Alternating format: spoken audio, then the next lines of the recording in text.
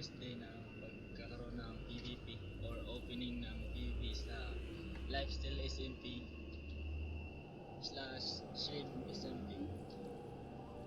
So ang gagawin natin yun kasi nasa PC tayo, ginagamit natin yung PC natin. May gagawin tayong isang glitch kung saan dito lang nagagawa sa PC or sa sa console. Ang kailangan natin gawin, i-upload natin yung isa, dapat parehas lang yan sa gusto natin ito para sila lang sila lumana. So ito yun guys, i-upload mo na no, diba? So tatay ako dyan, dapat mapulot mo yan, tapos yung 64 dun sa stash mo mahawakan mo sa cursor mo. So paano yun gawin?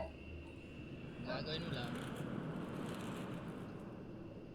pupulutin mo yung 64 sabay sa pag-open ng inventory mo.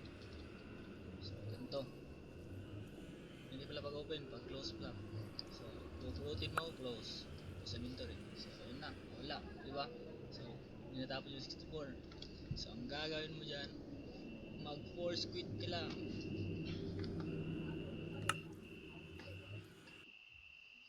Gamit ulit. Isang sulod. Nagtulog po.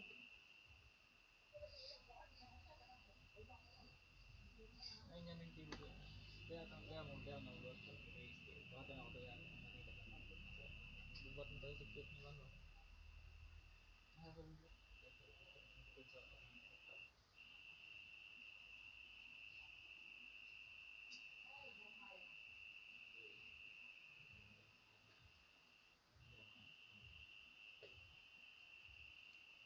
So, balik tayo.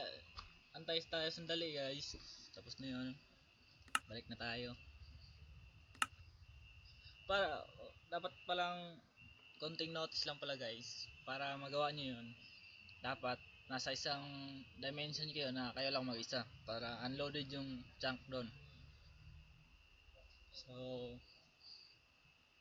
para effective, okay naman pag ikaw lang mag-isa talaga. Okay lang sa overworld. Pero pag nasa server ka, mas mabuti na nasa nether ka or sa end. So ayun guys, di ba dapat 1 lang yan. Kung na-save ng system yung 64 kaysa 1. So ibig sabihin yan, dito yung 64. So kung nakikita nyo guys, instant 2B. So sana makatulong. Yun lang. Ay, salamat. Sayonara.